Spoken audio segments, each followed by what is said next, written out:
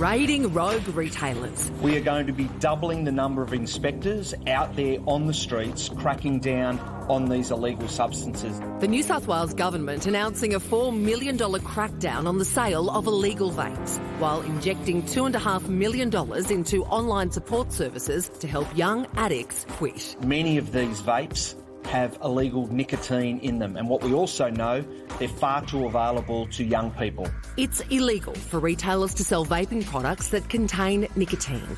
But a sample of vapes seized from shops and surrendered by school children in Sydney found that while most did not have it listed on the packet, 98% contained high concentrations of nicotine. As for the argument that people are selling e-cigarettes because they've got bubblegum flavours or cinnamon flavours, I mean, pull the other one. Alarmingly, 4% of the vapes tested contained toxic chemicals, including ethylene glycol, which is found in antifreeze. What we know about young people is that when they start using products that are harmful for their body at an early age, it destroys the biology and the brain makeup, and it also leads them to habits or behaviour that are really difficult to change and can influence them for decades. It tastes good, and it's so easily accessible. There's the flavours as well. I don't really get what is in it. You know, it's almost like a lolly.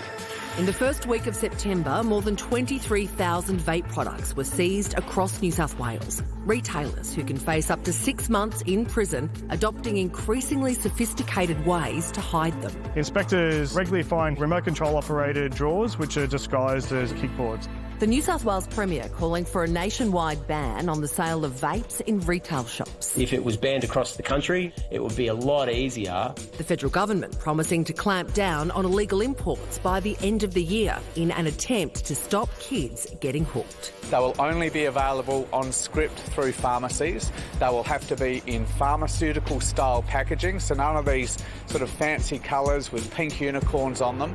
1 in 4 Aussie teens have vaped. The average age to first try it, just 14. Most of our young people are getting products from outside of Australia because they're pretty proficient with being able to access things online. And the more that we can do to prevent that access and to close down those supply chains, the better off we will be.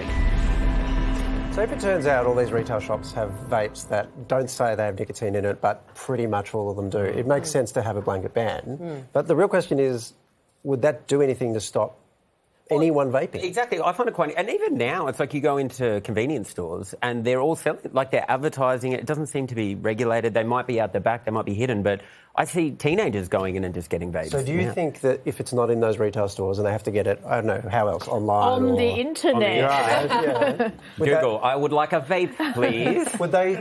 Would that stop it? Maybe. It means it can't... It's not going to make it easier, so maybe it will help. I don't know. I think it's actually in so many ways worse than smoking. Not the health kind of problems that come with it, but more that it's so easily hidden. Schools have had to put vape detecting devices in their bathrooms to try and stop kids, but it doesn't smell. Yeah. You can pretty much vape anywhere. In the old days when you had to, you know, if you were bumming a ciggy or doing a cheeky smoke. What a ciggy? Bumming a ciggy, and you'd be doing it behind the school shed. Not happening anymore. Don't worry, we'll bum a ciggy after this. Don't you worry.